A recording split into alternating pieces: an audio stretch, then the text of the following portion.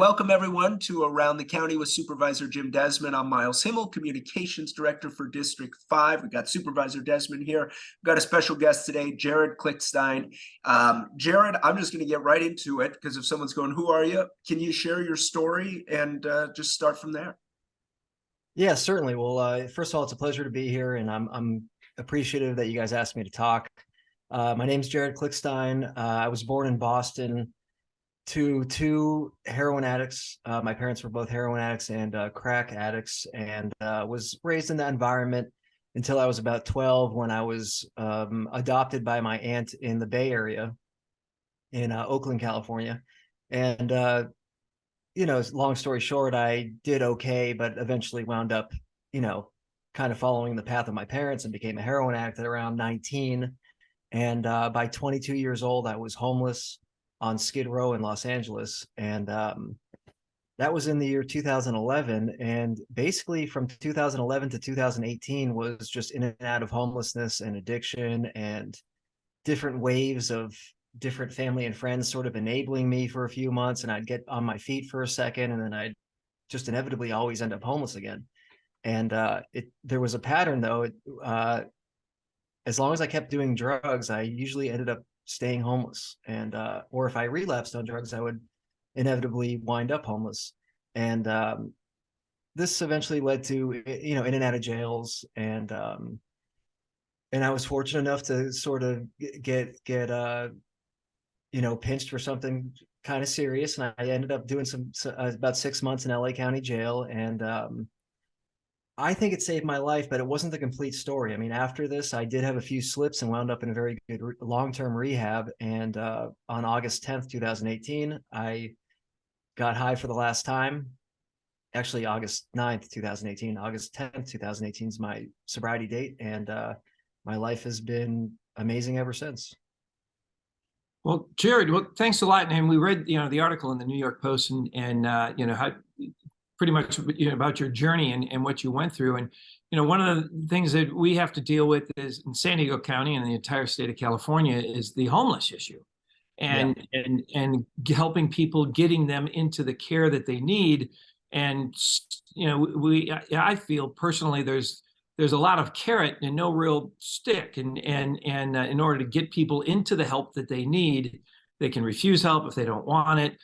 You said, jail kind of turned you around, which is a big eye opener, but we really don't want to fill up our jails with people either, because that's not the place to get the help you need and things like that. So, if you were in charge of homelessness in California, what would you do? I mean, because we have a lot of people on the streets are in the situation that you were in, and you were able to pull yourself out or get the help you needed. Yeah. Well, the article, I enjoyed the article. I think some people may have gotten the wrong idea from the article and thought I was just promoting, throw everyone in prison, because that is not what I'm promoting. I know the title of the article and some of the parts of the article were a little bit abrasive in that regard, but that is not what I'm promoting. I don't think sending everyone to prison is going to save this issue. But at the same time, California has a lot of policies over the last, since about 2014, I'd say that promotes homelessness. I mean, it attracts homelessness. A lot of people sort of gravitate towards California like a magnet if they want to live that lifestyle. And I think, people that are homeless as a result of poverty, I think those kind of people, the solution is incredibly different for those kind of people, and maybe helping them with some sort of housing is suitable. I totally support that. I think there's people that are just straight up mentally ill and may need some intensive psychiatric help, which could also include being housed in some sort of facility. But for the most vivid component of homelessness that we see in California, which is the homeless drug addicts that are openly using drugs, committing crimes to get funds to purchase drugs, people that are acting out in antisocial behavior, in public places, some of the most cherished public places in California. I think there's a solution for these people. And I think the solution is not sort of just letting them do whatever they want and not punishing them and not giving them any sort of consequences, because drug addicts when you're under the spell of drug addiction, especially opiate addiction, and now with fentanyl is just an incredibly more powerful version of heroin, essentially. You basically have no agency. I mean, you are, I don't want to sound corny, but it's like it's easily relatable to like a zombie movie. I mean, you are just under the spell of a substance, and you will do whatever you want or whatever you can to obtain more of that substance. And if that includes robbing your grandmother, you'll rob your grandmother, and you'll do much worse things than that to obtain that substance. So I think the solution is when homeless drug addicts commit a crime, and I don't mean just, you know, possession of a drug. I mean shoplifting to obtain money to buy drugs, or openly using drugs in parks where there's children, or just general, you know, mayhem, antisocial behavior, these kinds of things. I believe that these people should be arrested. But when I say arrested, I don't mean arrested and then sent to prison for 5 years. I mean arrested, evaluated. If they are indeed a drug addict, I think they should be mandated. This is going to take a lot of infrastructure, a lot of funding, but we're going to have to come up with some sort of large-scale detox program throughout the state of California, where we detox these people. And once they're when you're detoxed, you're in a much more clear state of mind, and you can actually much easier arrive to the conclusion that I need help, I need treatment.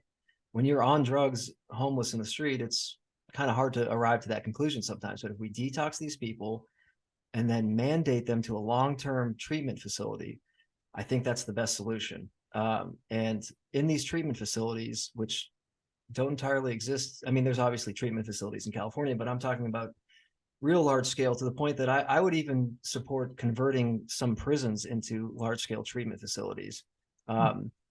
And here we would, you know, they would get the psychiatric care they need, they get the cognitive behavioral therapy, they'd be introduced to a support system of recovering addicts, you know, people with years of experience in this, you know, maybe working at these facilities. And a big component is job training. You know, I think we could have we evaluate these people and kind of see where their skills are at. You know, are they more prone to be good at something like being a plumber, or are they more good at something like, you know, computer technology, coding, something like that. We could really set these people up for success, because the biggest component of why I think I was successful was because I had carpentry skills. So when I finally, my last little run, I went to a treatment center, and I was able to make a living wage when I got out. And it just gave me and I earned it. I mean, it wasn't like no one handed me $5,000. Like, I earned money. I felt good about myself, and I was able to make a little launch pad that I launched myself into a productive life with. Well, that, you know, that's I agree with you 100%. We almost have to mandate this type of treatment for people that are, you know, serious drug addicts, and are in that, you know, that zone of just wanting more and more drugs, and as opposed to, you know, getting the help they need. And in California, one of the problems we have is we can't really at this point in time, it's hard for us to mandate this type of training on people. Even if we had the detox facilities and things like that, unfortunately, right now they could walk and fall back in and then go out to the streets. But one of the things that I also want to kind of ask you is a follow-up to is what I see is also a missing link, is not just the, you know, the mandatory detox type of facility, but then the housing thereafter. So after you got through your detox, you know, programs, then what was your living facilities like that were successful for you? Because I would imagine a lot of people, even once you get detox, you don't have a lot of income. You can't even afford affordable housing. What was your life situation or housing situation after detox? Yeah, that's very important. And that's why just straight up arrest and going to jail is not the complete solution. Because when I did that 6 months, obviously I was cured of my physical addiction to heroin. And I arrived to a clear sense of mind and decided, okay, this is not for me. I don't want to ever go back to jail again. This is not fun. But the problem is that, you know, that time goes by, and eventually you're getting up, you know, to be released, and there's no real plan. So I was actually fortunate enough that my dad got sober, and he lived in a sober living facility in Florida, where you could move in with no money as long as you got a job within 3 weeks and paid back your back rent. It was a real solid program. It was completely independent. It wasn't state funded. It was just a program started by some guys that were in the same situation at one point, and they thought, this would be a good thing to start a place where you can sort of live for free for 3 weeks. I mean, that's not the biggest amount of time, but if you're pretty I don't know, capable, I guess you can make something happen in 3 weeks. So that's where I went. But let's say I didn't have that. I mean, I don't know. I probably would have wound up back on Skid Row. So I think there should be a gradual system of transitional housing where, say, these people get mandated to detox, to medical detox, and they get mandated to long-term treatment. There would be a gradual step out of that mandated treatment into sober living communities. These could be state funded. I mean, they could. A lot of places, obviously, you have to pay your rent. It's very cheap. It's cheap for the purpose of helping you get on your feet. But there is one rule. Well, there's a few rules, but the one main rule is that you can't use drugs and you can't drink alcohol when you're at these places. And a lot of people don't support this abstinence-based thinking with drug addicts. Personally, I do. I think for opiate addicts, there is a case to be made for things like Suboxone maintenance treatment with a lesser opioid or an opioid that's less prone to be abused. But I don't think you can just throw a homeless drug addict that's been living on the street and just been living the criminal lifestyle. I don't think you can throw that person into an apartment immediately. Yeah. Well, we got. Go ahead. Well, we got this in California, and actually the federal government as well has got this housing first solution, which allows you to continue your drug lifestyle, which, the argument for that, and I can see it, is that, okay, let's get them into a house first, and then we can work on their drug addiction. And that hasn't worked in California. I mean, and unfortunately, places that do have rules are not being funded right now.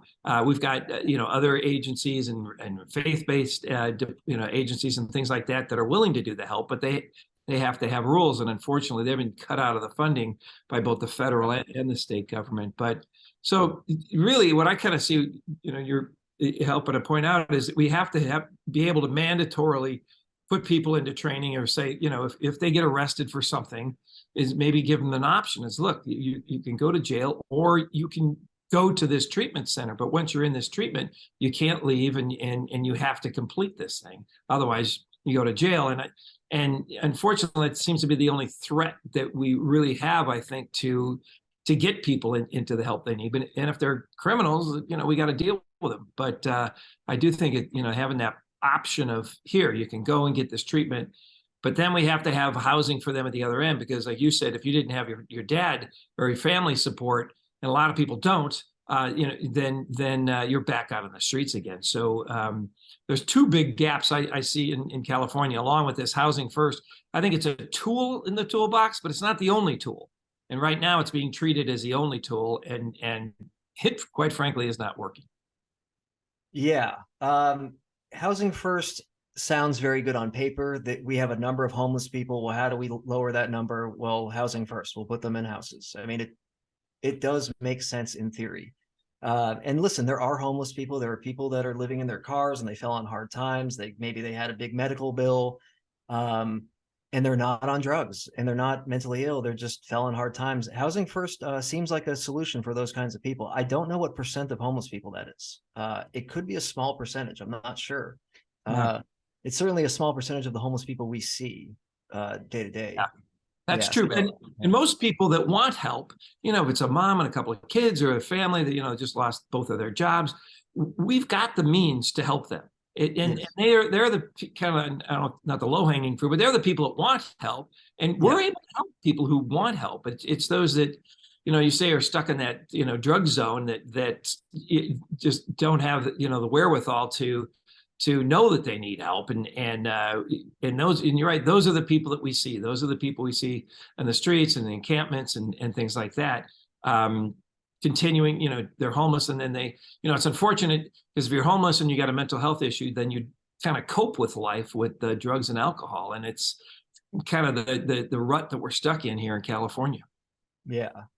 Yeah. Well, people naturally take the path of least resistance. And especially drug addicts. I mean, say that back in my days when I was on Skid Row, if I was given a apartment, I get the concept is like, okay, let's get these people an apartment and then they'll kind of gain some self-esteem and decide, hey, you know what, it's time to get sober. I understand that. I understand people's thought process that goes there, but a lot of people that think this have not been drug addicts. And good people can be drug addicts, but good people that are drug addicts are bad people typically, very bad people, and will take advantage of anything. They will rob anybody. I mean, I'd rob anybody. I mean, you know, so I think if I'd received an apartment, I would be dead. I think I would have died in that apartment, first of all, eventually. Second of all, I would have just, it's like the thought of rewarding bad behavior seems like it's only going to incentivize continued bad behavior. People respond to consequences, I think, a lot more than, I mean, bad consequences, a lot more than good consequences, especially a drug addict that is under the spell of drugs. So that's why I don't think this housing first solution works across the board. I don't think it's going to work for mentally ill people, drug addicts, and people that are mentally ill and drug addicts. Mentally ill people need care. I mean, they don't need a studio apartment. They need to be evaluated by medical professionals, and drug addicts need to be medically detoxed and given sufficient treatment to overcome addiction and not just be a drug addict that lives in an apartment, but be a contributing, happy member of society that's, you know, gets re-involved with their family, gets a job, maybe it turns into a career. I mean, people, that's what that's what life is about. It's almost like we're warehousing humans you know, when I think about this housing first solution when it comes to homeless drug addicts. You're just wrapping up here. So, you know, I mean, your article is blown up, which is, I think, great because we need to hear stories like this. And if Thank you. someone is just hearing your story for the first time, kind of what, and you kind of said it just there, but I want to give you this last chance. Like, what do you want them to take away from your story? Again, you hear politicians talk about it, but they're not the ones that have been through it. So, what do you say to that? Yeah. Well, this is what I'll say. Addiction and homelessness is obviously a exponentially growing epidemic that we're seeing as Americans the past 10 years. This is a horribly visible issue in some of our major cities. And I was one of these people. I mean, I was one of these people that was walking around, throwing things at people, defecating on the sidewalk, committing crimes, harassing people verbally, talking to myself. I mean, completely insane. And I'm nothing to write home about now, but I'm a pretty normal person. You know, I pay my taxes. I am happy. I have friends, family, career. I'm a net positive on society now, and I was a incredibly net negative component of society just 5 years ago. So these people, a lot of these people, they do have a shot at becoming happy and useful and contributing members of society. So we can't give up on these people. And I part of me like loves harm reduction, and I understand it. It's like we need to save lives. I get it. But harm reduction is something that's like we need some harm reduction and we need some treatment. I mean, you can't kind of just do harm reduction because it's almost like we're wasting lives. I mean, I am so much more than a heroin addict now that I'm off heroin. So if I have anything to say to everyone, it's that we can't give up on these people. We also can't just allow them to die in the gutter and destroy city centers and, you know, just go full mayhem on our downtowns. We can't do that. It's not right for us as members of society. It's incredibly not right for them. I mean, it's like a despicable way to deal with this by just letting them do these things. These are humans with potential. So if you got anything out of my article, I'd say these people have a chance, and we're not going to do it by just allowing them to wreak havoc and kind of be the worst versions of themselves. I think we need to put policies in place that allow them to become the best versions of themselves. And that is not necessarily prison or jail. When I use the word arrest in the article, I mean they need to be arrested. And that doesn't mean arrested and thrown in prison. I mean arrested, evaluated, sent to detox, sent to long-term treatment, And I think we have a real opportunity to lead the way in this nation. My home state of California, I think is a big opportunity here. And yeah, let's build some miracle factories and make some miracles is what I'm saying. It's going to cost a lot of money, but homeless people already cost a lot of money, and they cost a lot of money in ambulance rides. They cost a lot of money in, keeping them in prison, cleaning up after them. The morgue, I mean, these people are dying by the, tens of thousands. It's going to cost money to get out of this, but it's going to be worth it. Wow. Jared, thank you, man. I mean, thank you for coming on. This is why we wanted to talk to you. So for people, again, you're going to blow up. You're already blowing up, but I know you're. So can you talk about on Twitter? I see your name, Metagrift, and we'll put the link and all the stuff to the podcast. But also, you're writing a book. So just in general, for people wanting to get in touch with you or hear more about you, if you don't mind sharing that. Yeah, certainly. So yeah, I got sober about 5 years ago and started writing a book. And I've completed it, and it is a memoir of sorts. It is also a critique about policy and just, my story of like, this is what worked, this is what didn't work, this is what got in my way on a societal level, this is what sort of stopped me in my tracks and got me to wake up. It's a critique on policy, as well as a memoir of growing up with 2 heroin addict parents, and sort of just the whole story of that and how it led into my addiction. And I have, I believe I've been blessed with incredibly harsh consequences of my addiction, physical consequences. I'm missing a few body parts because of my addiction. And it was just horrid. I mean, that's how bad my addiction had to get. I had to wake up in pools of blood, missing toes and all that. And I mean, that's just where I had to go to really wake up. And but also it's a funny story. What's the name of your book? The name of the book is Crooked Smile by Jared Klickstein. It should be out in early 2024. Well, great. Well, Jared, thanks for sharing your story. And I think, more and more people need to hear this, and hopefully we also need people like yourselves to help us when we're out on the streets and we're trying to get people into help as well. It is beneficial because we find out, somebody in a law enforcement or somebody in a uniform is not always the person that that people are willing to reach out to when in need. But thank you very much for taking your time and sharing your story. And Crooked Smiles, the name of the book. So we wish you well on that, and thanks for sharing your success story with us. Thank you so much. Thank you to the both of you. And yeah, I'm willing to help. Anyone reach out on Twitter. I'm at Metagrift. Message me if you need some suggestions or help, or you want to talk. This is my life. My life is to try to help people that are homeless and addicted.